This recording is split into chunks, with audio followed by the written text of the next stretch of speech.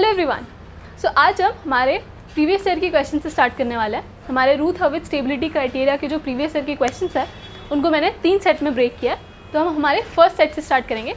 तो ये हमारा फर्स्ट क्वेश्चन है, तो हम रीड करते हैं। In order to stabilize the system shown TI should satisfy. अब ये 4 ऑप्शन दिए हैं, तो क्वेश्चन में बेसिकली पूछा है कि TI कौन सी वैल्यू को सेटिस्फाई करेगा इन 4 ऑप्शंस में से, ताकि हमारा जो सिस्टम है, ये हमारा सिस्टम है, वो स्टेबलाइज हो सके। ठीक है, तो अब अगर हमें हमारा सिस्टम एक स्टेबल सिस्टम चाहिए, तो हमारा एम क्या है कि हम अगर रूथ एरे फॉर्म करें तो उसका जो फर्स्ट कॉलम है उसमें कोई भी साइन चेंज ना हो, है ना। ठीक है, तो हम स्टार्ट करते हैं। अगर हमें हमारा सिस्टम एकदम स्टेबल चाहिए, ठीक है, एकदम स्टेबल सिस्टम चाहिए, मतलब हमारा जो first column of the Ruth array है वो हमेशा ग्रेटर देन 0 होना चाहिए, हमेशा पॉजिटिव होना चाहिए। ठीक है, वो इक्वल्स टू 0 भी नहीं हो सकता, क्योंकि फिर वो मार्जिनली स्टेबल का केस हो जाता है, राइट। तो सबसे पहले हमारा एम क्या होगा कि हम कैरेक्टरिस्टिक इक्वेशन फॉर्म करें। तो अब हमें क्या पता है कि कैरेक्टरिस्टिक इक्वेशन क्या होता है। Characteristic equation for close loop transfer function क्या होता है, ये डिनोमिनेटर होता है हमारा characteristic equation for close loop transfer function. And अगर हमें ओपन लूप ट्रांसफर फंक्शन दिया हुआ है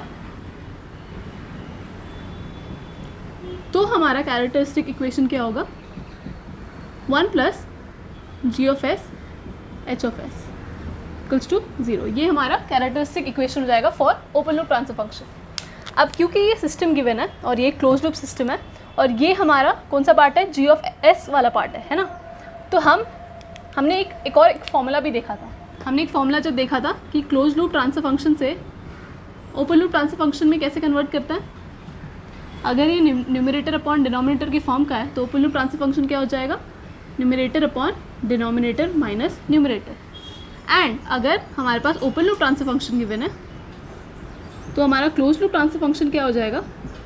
suppose open loop transfer function numerator upon denominator के फॉर्म का है, तो क्लोज लूप ट्रांसफर फंक्शन क्या हो जाएगा, numerator upon denominator plus numerator. ठीक है, तो इसमें से हम क्या देख सकते हैं कि ये जो पार्ट है डिनोमिनेटर प्लस न्यूमरेटर, ये हमारा कैरेक्टरिस्टिक इक्वेशन है। तो बेसिकली हम क्या करेंगे, वो एक ईजियर अप्रोच होगा कि हम open loop transfer function form करें और फिर हम न्यूमरेटर प्लस डिनोमिनेटर से सॉल्व करके हम कैरेक्टरिस्टिक इक्वेशन फाइंड करें। ठीक है, तो हम कैसे करेंगे, क्योंकि हमें पता है ये हमारा क्या है, ये वाला पार्ट हमारा g ऑफ एस है ना, एंड h ऑफ एस हमारा क्या है, 1, राइट। तो अगर हम देखें हमारा ओपन लूप ट्रांसफर फंक्शन क्या हो जाएगा, g of s h of S, तो 1 plus S T I upon S square 1 plus S T. ठीक है, और h ऑफ एस क्योंकि 1 है तो यहाँ पे एज इट इज़ रहेगा। ठीक है, तो ये हमारा ओपन लूप ट्रांसफर फंक्शन है। तो अब हमारा कैरेक्टरिस्टिक इक्वेशन क्या होगा, कैरेक्टरिस्टिक इक्वेशन हो जाएगा denominator plus numerator. So 1 plus S T I plus S square 1 plus S T. ठीक है, सो इसको सॉल्व करेंगे हम तो ये कुछ ऐसा आएगा, एस क्यूब टी। ठीक है, S cube T plus S square plus S T I plus 1। ठीक है, तो ये क्या है हमारा कैरेक्टरिस्टिक इक्वेशन। अब हमें कैरेक्टरिस्टिक इक्वेशन मिल चुका है। अब हमारा एम क्या है कि हम रूथ एरे फॉर्म करें और स्टेबिलिटी की कंडीशन देखें कि हमारा सिस्टम स्टेबल एग्जैक्टली कब होगा।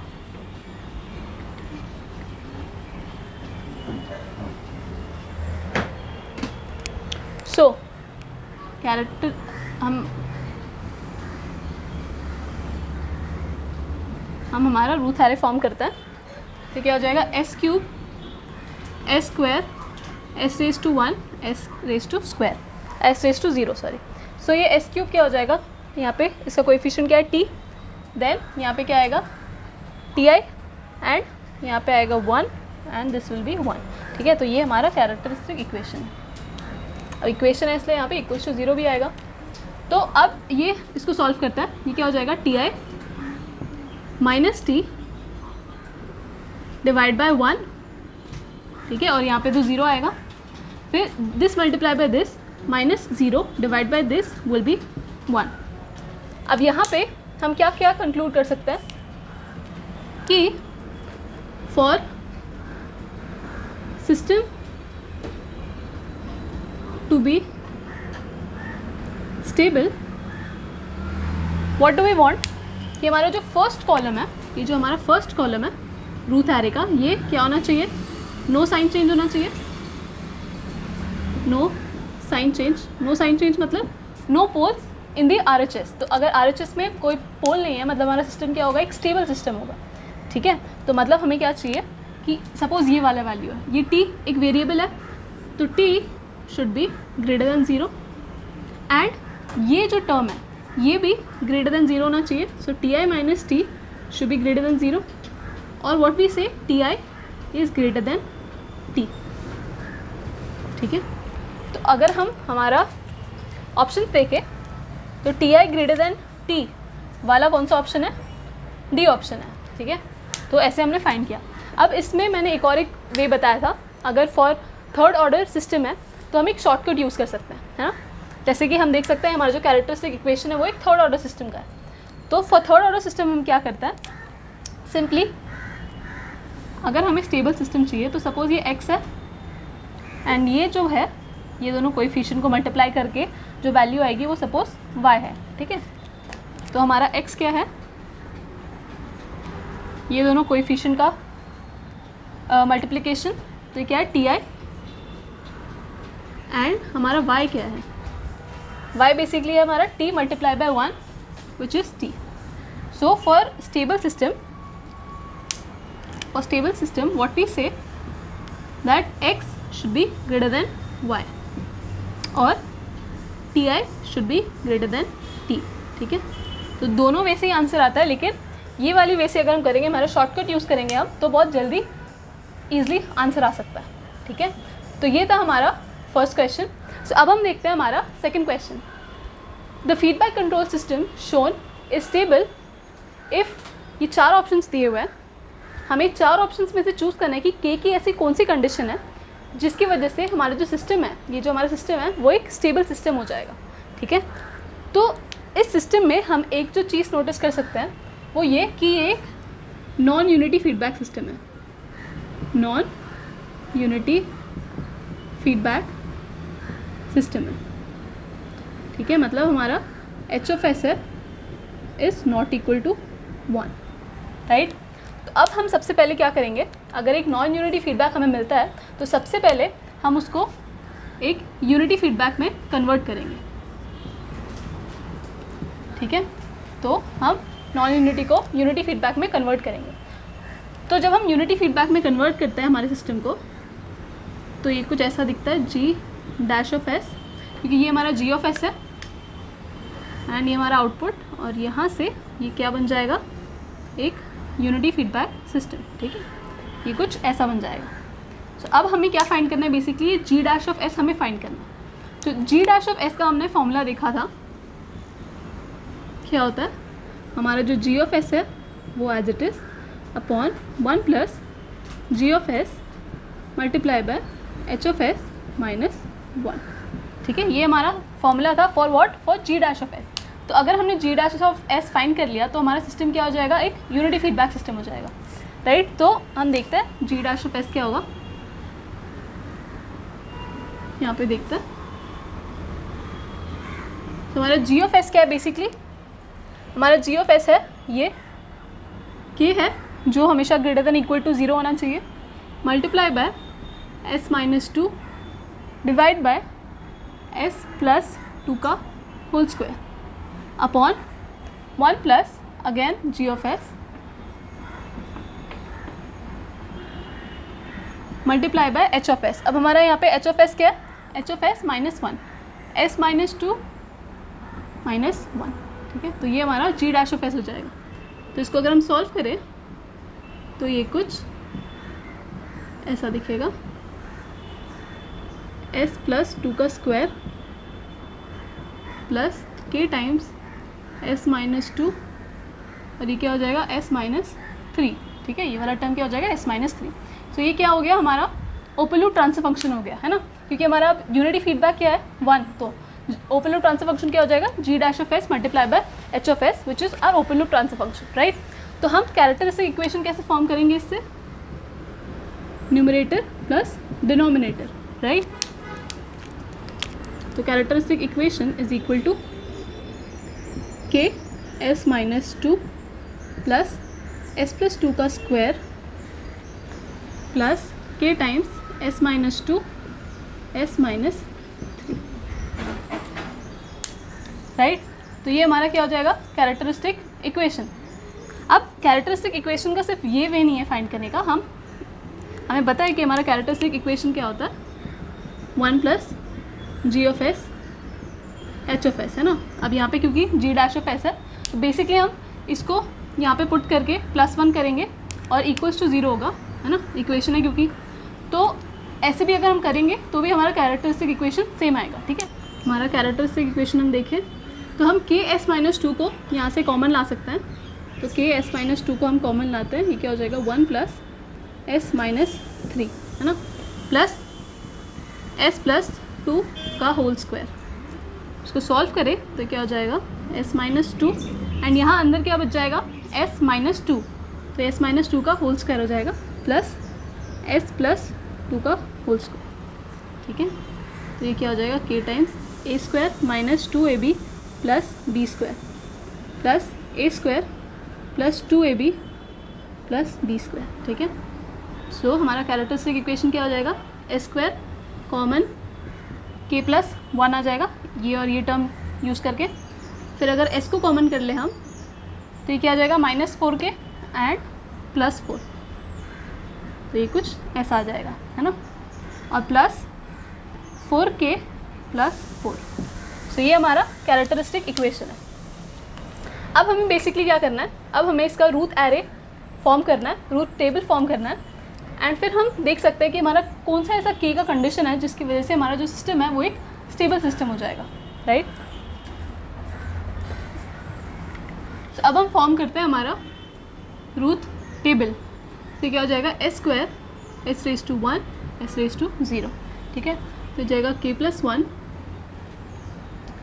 4k प्लस 4 और ये 4 माइनस 4k और ये आएगा 0। तो this multiply by this minus 0 divide by this would be 4k plus 4, है ना। तो अब हम कैसे देख सकते हैं हमारा कंडीशन कि हमारा जो फर्स्ट टर्म है, हमारा जो फर्स्ट कॉलम है वो हमेशा क्या होना चाहिए, positive for our system to be stable, right.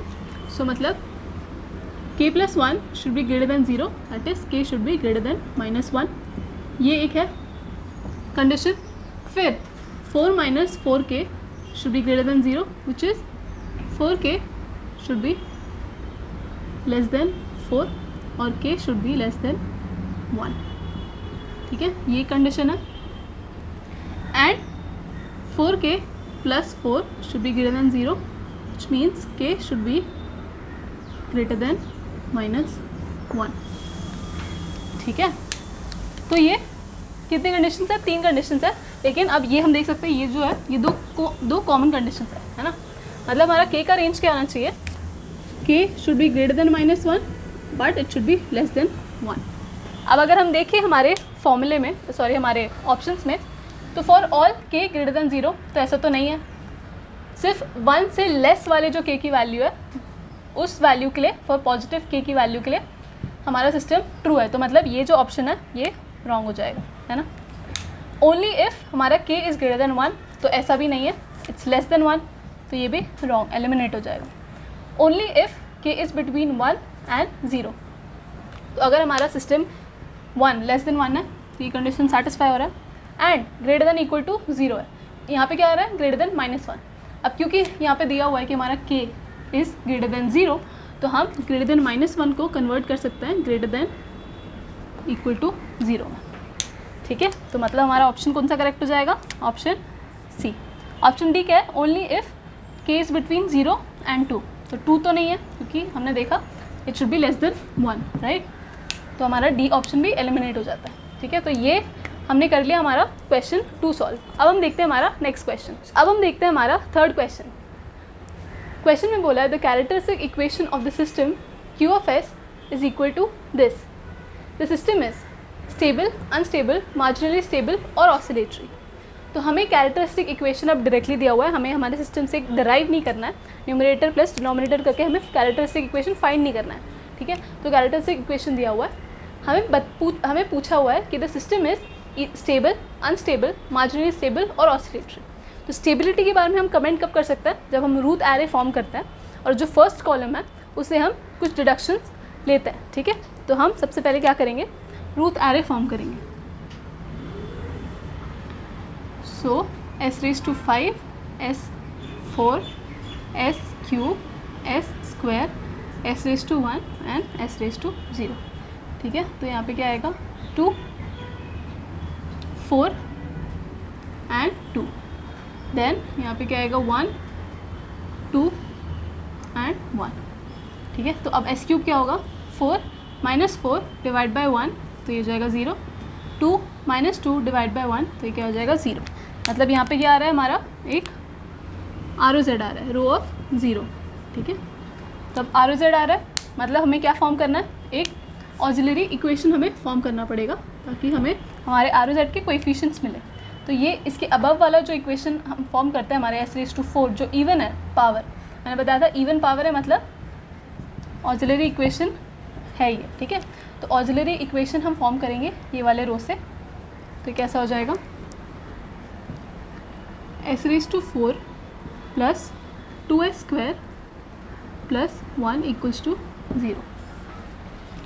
अब ऑक्सिलरी इक्वेशन से हम क्या करेंगे, हम इसको डिफरेंशिएट करेंगे, ठीक है। सो हम डिफरेंशिएट करेंगे तो हमें क्या मिलेगा 4s³ plus 4s⁴ plus 0, right. तो हमारे कोएफिशिएंट्स क्या आ गए 4, देन अगेन 4 एंड वो तो 0 है ना। अब हम क्या करते हैं, सॉल्व करते हैं, कंटिन्यू करते हैं प्रोसेस को। 4 × 2 = 8 -4 मतलब 4 डिवाइड बाय 4, ये क्या आ जाएगा 1, देन 4 - 0 डिवाइड बाय 4, तो ये क्या आ जाएगा 1। अब नेक्स्ट रो में हम जाए तो 1 × 4 4 -4 डिवाइड बाय 1 क्या हो जाएगा 0 एंड 0। सो ये क्या आ रहा है, ये हमारा आ रहा है ROZ 2, ठीक है। ये हमारा क्या आ गया ROZ 1। तो वापस हम क्या करेंगे, हम ऑक्सिलरी इक्वेशन फॉर्म करेंगे। हमारा जो ROZ है उसके अबव जो रो है इससे हम ऑक्सिलरी इक्वेशन 2 फाइंड करेंगे, ठीक है। ये ऑक्सिलरी इक्वेशन 1 था। अब हम यहाँ पे भी देख सकते हैं कि ऑर्डर ऑफ ऑक्सिलरी इक्वेशन हमेशा क्या आता है, इवन। तो ये हमारा ऑक्सिलरी इक्वेशन 1 था। ऑक्सिलरी इक्वेशन 2 हमारा क्या बन जाएगा, s² प्लस 1 = 0। तो इसको अगर हमने डिफ्रेंशिएट किया तो ये क्या आएगा 2s प्लस 0, राइट। तो हमारा कोएफिशिएंट क्या आ गया 2 एंड 0। सो फर्दर हम सॉल्व करें तो क्या हो जाएगा 2 × 1 2 - 0 डिवाइड बाय 2, तो ये हो जाएगा 1, ठीक है। तो ये क्या है हमारा, ये हमारा फॉर्म हो गया रूट एरे। अब इस रूट एरे को देख के हम क्या क्या कंक्लूजन्स निकाल सकते हैं। तो नंबर 1 कि हमारे 2 बार ROZ आ गए, मतलब हमारा 2 बार रिपीटिशन ऑफ पोल होगा, है ना, रिपीटिशन ऑफ पोल, ठीक है। तो 2 बार रिपीटिशन ऑफ पोल होगा। ऑल्सो हम क्या बोल सकते हैं, क्योंकि ROZ आया है, ROZ मतलब सिमेट्रिक पोल होंगे, और यहाँ पे क्या है 2 times repetition of poles. What kind of poles, symmetric poles, ठीक है। तो ROZ आया मतलब सिमेट्रिक पोल्स तो होंगे। अब नंबर ऑफ साइन चेंजेस कितना है, नंबर ऑफ साइन चेंजेस 0 है, ठीक है। तो अगर हम पोल डायग्राम फॉर्म करें तो ये क्या हो जाएगा, RHS में एक भी पोल नहीं है। And total number of poles क्या है, हमारा थर्ड कंक्लूजन क्या है, टोटल नंबर ऑफ पोल्स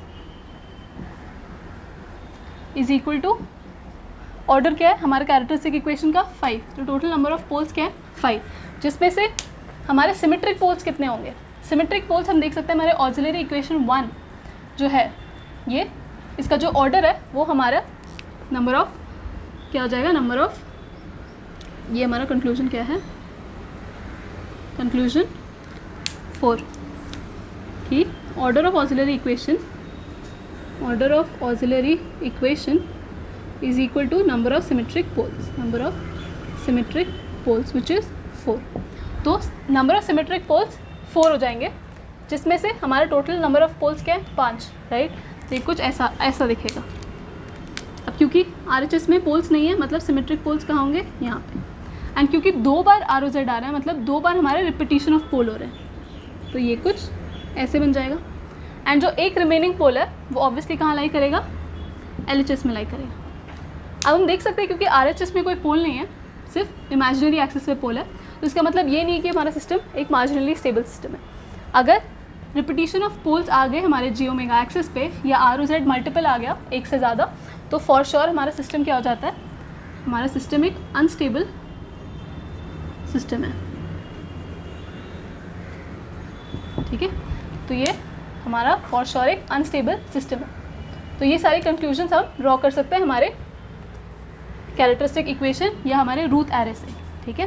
तो अब हम देखते हैं हमारा next question.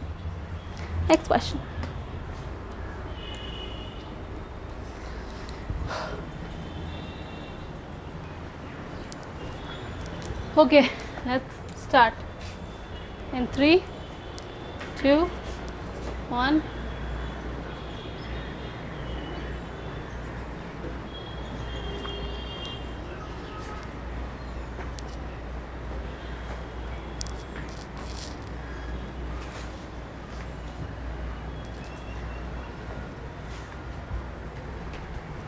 One, two, three, go.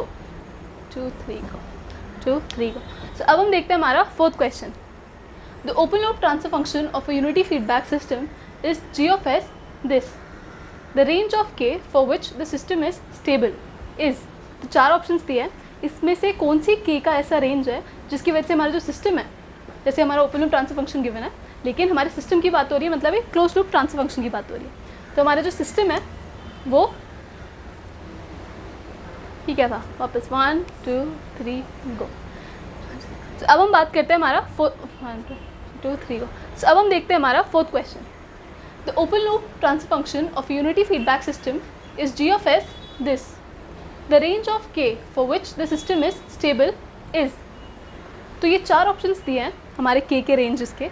अब इनमें से हमें एक ऑप्शन चूज़ करना है जिसकी वजह से हमारा जो सिस्टम है हमारा वो एक स्टेबल सिस्टम हो जाएगा, ठीक है, वो एक स्टेबल सिस्टम हो जाएगा। तो हमें क्वेश्चन में क्या दिया हुआ है, एक ओपन लूप ट्रांसफर फंक्शन दिया है। तो जब भी हमें एक open loop transfer function directly दिया हुआ है तो हम कैरेक्टरिस्टिक इक्वेशन कैसे फॉर्म करते हैं, न्यूमरेटर प्लस डिनोमिनेटर ऑफ हमारा open loop transfer function. So हमारा कैरेक्टरिस्टिक इक्वेशन क्या हो जाएगा, s square plus s plus 2 s plus 3 plus k is equal to 0, ठीक है। ये हमारा कैरेक्टरिस्टिक इक्वेशन फॉर्म हो गया। इसको अगर हम सॉल्व करें तो कैरेक्टरिस्टिक इक्वेशन क्या आ जाएगा, s cube plus s square plus 2s, ठीक है, multiply by s plus 3 plus k is equal to 0। And then वापस हम एक्सपैंड करें तो ये जाएगा s raise to 4 plus 3s cube plus s cube plus 3s square plus 2s square plus 6s, 3 2 6s plus k is equal to 0। तो इसको थोड़ा simplify करते हैं, हो जाएगा 4s cube plus 5s square plus 6s plus k is equal to 0, ठीक है। ये हमारा कैरेक्टरिस्टिक इक्वेशन फॉर्म हो गया। अब स्टेबिलिटी चेक करने के लिए या हमारे k का रेंज फाइंड करने के लिए हमें रूट टेबल फॉर्म करना पड़ेगा। इससे क्या हो जाएगा, s raise to 4 s raise to 3 s raise to 2 s raise to 1 and s raise to 0। सब कोएफिशिएंट्स फिल करें हम तो हो जाएगा 1, 5, k, 4, 6 एंड यहाँ पे आएगा 0।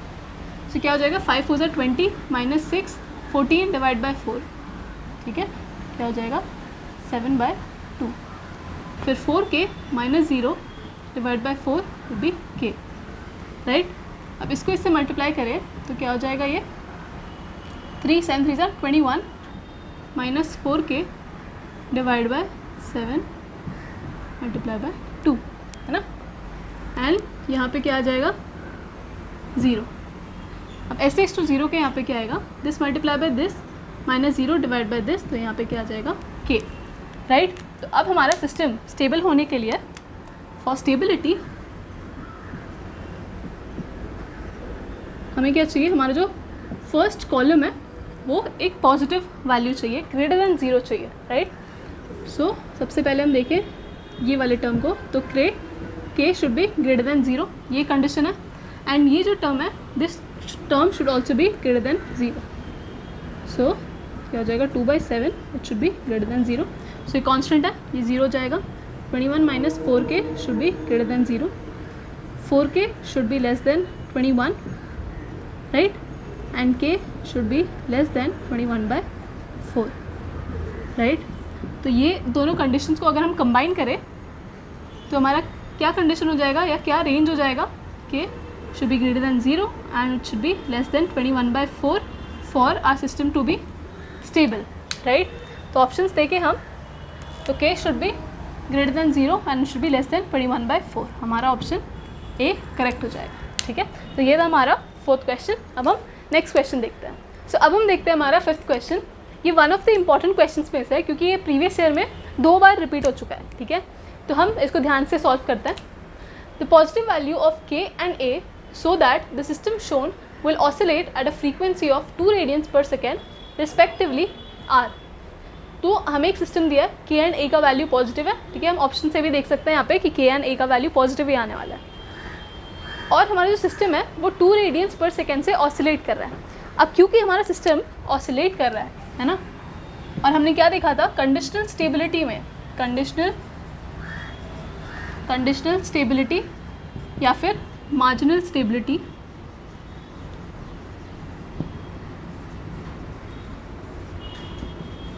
हमने क्या देखा था कि हमारा जो सिस्टम है वो अनडैम सिस्टम होता है ना, अनडैम सिस्टम होता है. जीटा की वैल्यू क्या होती है 0 एंड पोल्स कहाँ लाई करता है, j ओमेगा एक्सिस पे. तो ऐसे केस में हमारा सिस्टम ऑसिलेट करता है सिनोसॉइडली एट अ फ्रीक्वेंसी, है ना, एट अ फ्रीक्वेंसी. और क्योंकि यहाँ पे हमें उसकी फ्रीक्वेंसी दी हुई है तो उसकी फ्रीक्वेंसी क्या है 2 रेडियंस पर सेकेंड, ठीक है. तो ये कंडीशन की बात हो रही है. हमारा सिस्टम क्या है, कंडीशनल या मार्जिनली स्टेबल सिस्टम है, ठीक है. तो अब हमें फाइंड क्या करना है, अब हमें फाइंड करना है k एंड a का वैल्यू. तो सबसे पहले हम क्या करेंगे, कैरेक्टरिस्टिक इक्वेशन फॉर्म करते हैं. सो कैरेक्टरिस्टिक इक्वेशन क्या हो जाएगा, न्यूमरेटर प्लस डिनोमिनेटर, क्योंकि ये क्या है ओपन लूप ट्रांसफर फंक्शन है. h(s) तो हमारा 1 है, राइट. तो g(s) हमारा ओपन लूप ट्रांसफर फंक्शन हो जाएगा. एंड न्यूमरेटर प्लस डिनोमिनेटर हम करें तो हमें कैरेक्टरिस्टिक इक्वेशन मिल जाएगा 2s plus 1 plus k times s plus 1 is equal to 0, ठीक है. सो s³ प्लस as² प्लस अगर हमने s को कॉमन ले लिया तो क्या हो जाएगा k plus 2 plus k plus 1 equals to 0, right. तो ये क्या है, हमारा कैरेक्टरिस्टिक इक्वेशन है. अब क्योंकि हमारा सिस्टम क्या है, एक मार्जिनल स्टेबल सिस्टम है, एंड हमने हमारे 3rd ऑर्डर के शॉर्टकट में क्या देखा था कि अगर हमारा सिस्टम एक मार्जिनल स्टेबल सिस्टम है तो ये जो है, ये जो कोएफिशिएंट को हम मल्टीप्लाई करेंगे और x फाइंड होगा, एंड ये वाले कोएफिशिएंट को हम मल्टीप्लाई करेंगे और y फाइंड होगा. तो फॉर मार्जिनल स्टेबिलिटी हमारा x क्या होना चाहिए, y के इक्वल, राइट. तो हमारा x क्या है, सबसे पहली बात तो x है हमारा a into k plus 2 and हमारा y क्या है k plus 1. So therefore a k plus 2 is equal to k plus 1, ठीक है. तो ये हमारा इक्वेशन 1 फॉर्म हो गया. गिवन दैट कि हमारा सिस्टम एक मार्जिनल स्टेबल सिस्टम है तो हम ये कंडीशन डिराइव कर सकते हैं उसमें से. और क्या कंडीशन हम फाइंड कर सकते हैं. अब क्योंकि हमें क्वेश्चन में एक फ्रीक्वेंसी दी हुई है तो मतलब इसका यूज़ तो होगा. तो मैंने क्या बताया था, अगर हमें एक फ्रीक्वेंसी फाइंड करनी है फॉर मार्जिनल स्टेबल सिस्टम तो हम जो इवन पावर्स है, हमारे सिस्टम के जो इवन पावर्स वाले टर्म है वो हम पिक कर लेंगे सबसे पहले. तो क्या हो जाएगा as² plus k plus 1 is equal to 0, ठीक है. इससे हम एक इक्वेशन फॉर्म करेंगे. फिर हम क्या करेंगे, हमें क्या पता है s क्या होता है, j omega for marginal stable system. Sigma जो है उसकी वैल्यू 0 है, राइट. सो क्या हो जाएगा a times j omega square plus k plus 1 is equal to 0। अब हमारी ओमेगा की वैल्यू क्या है 2, सो ये क्या हो जाएगा 4 minus a plus k plus 1 is equal to 0। Omega की जगह हमने 2 रख दिया और जे का स्क्वायर क्या होता है -1, तो ये कुछ ऐसा हो जाएगा। एंड अब एक का वैल्यू क्या आ जाएगा के प्लस 1 डिवाइड बाय 4। ठीक है, ये हमारा इक्वेशन 2 हो जाएगा। ठीक है, तो अब क्या करेंगे, बेसिकली के और ए का वैल्यू, दो वेरिएबल है, दो अननोन है, सिंपली हम फाइंड कर सकते हैं। ए की वैल्यू अगर हम यहाँ पे पुट कर दें तो ये क्या हो जाएगा के प्लस 1 बाय 4 के प्लस 2 इक्वल्स टू के प्लस 1। ठीक है, तो अब हम क्या करेंगे, के प्लस 1 यहाँ पे कैंसिल हो रहा है, हमारा के प्लस 2 क्या हो जाएगा 4 एंड के क्या हो जाएगा 2। ठीक है, हमारा के का वैल्यू क्या आ रहा है 2। अब इस के इक्वल्स टू 2 को हम कोई भी एक इक्वेशन में पुट करते हैं, सपोज इसमें हमने पुट किया तो क्या हो जाएगा 3/4, right, and 3/4 is what 0.75।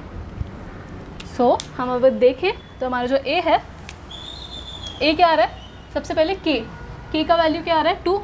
So option में या तो ये है या तो ये है, एंड हमारा ए का वैल्यू क्या आना चाहिए 0.75, मतलब ये वाला जो ऑप्शन है वो करेक्ट हो जाएगा। ठीक है, तो ऐसे हम हमारी जो मार्जिनल स्टेबिलिटी या हमारे कंडीशनल स्टेबिलिटी की जो कंडीशन है, अगर हमें फ्रीक्वेंसी यहाँ पे दिया हुआ है, मतलब ये एक इनडायरेक्ट इंडिकेशन है कि हमारा जो सिस्टम है वो एक मार्जिनल स्टेबल सिस्टम है। तो हमने दो कंक्लूजन फाइंड किया, अगर हमारा सिस्टम मार्जिनल स्टेबल सिस्टम है तो एक फ्रीक्वेंसी की कंडीशन हमने यूज़ की एंड एक मार्जिनल स्टेबिलिटी की कंडीशन हमने यूज़ की, एंड दो इक्वेशन, दो अननोन से हमने ए एंड के की वैल्यू फाइंड की। ठीक है, थैंक यू।